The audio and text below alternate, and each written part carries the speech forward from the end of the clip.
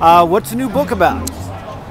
Well, what we have here is Heroes of a Texas Childhood, which are heroes of mine. And like Doak Walker, people like that? Doak didn't make the cut this time, okay. I'm sorry. He was a hero, though. Yeah, there's only 2 of them still alive, Willie Nelson and Racehorse Haynes, the lawyer. Right. But there's people like Barbara Jordan and Audie Murphy. By the way, most recent college graduates I talked to in Texas never heard of either one of them. That's sad. So they don't know whose shoulders upon which they stand. I have no respect for the Democrats today. In fact, I think the Tea Party has the kind of spirit the Democrats used to have. And I'm surprised they haven't noticed that. The Tea Party, the Constitution's important to them. To Barbara Jordan, the Constitution was her Bible. So when you lose Molly Ivins, Ann Richards, and Barbara Jordan, in Texas at least, the Democratic Party has lost all of its balls and spirit and imagination and courage. And I certainly don't like what's going on in Washington. And I speak very often to Christian groups, and I always tell them, you know, I'm against the death penalty, and I apologize. I'm sorry they have to hear this from a Jew, but remember, folks, that's who you heard it from the first time.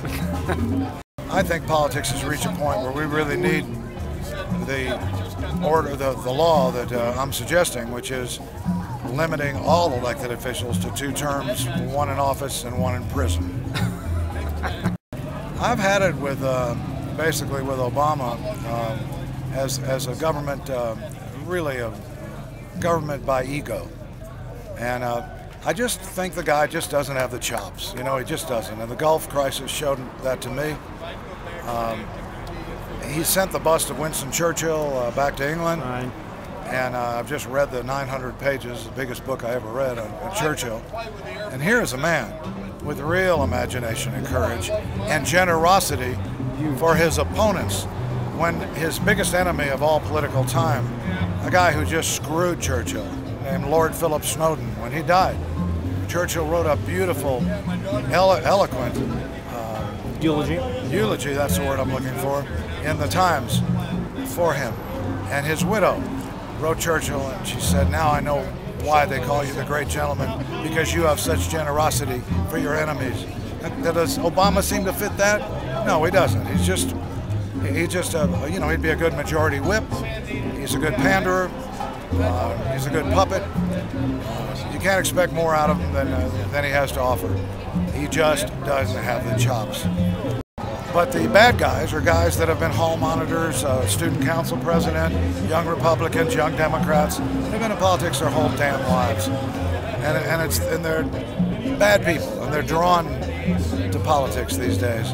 That's what you got. They're in for so damn long that Charles Rangel's a perfect example, because Charles Rangel, believe me, he was a hero in Korea. We're talking about a hero.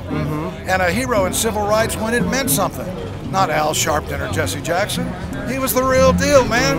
And look what 40 years has done to him. It's made him a fucking crook. Pardon my Shakespeare, of course. It's the internet. You can so getting back to the hall monitors, this country really has its priorities in the wrong place. The country is all over cigars, tobacco, and smoking bans. And Lance Armstrong is a friend of mine, but he's the one that got it started in Texas. And he always tells me, Kinky, we're doing this for your health.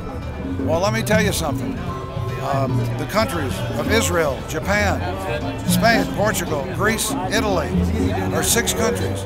Every one of them has a much higher smoking per capita than the U.S. And every single one of those 6 countries has a much longer life expectancy than the U.S. So all we can conclude from that is that speaking English is killing us. Kinky Friedman, thank you very much.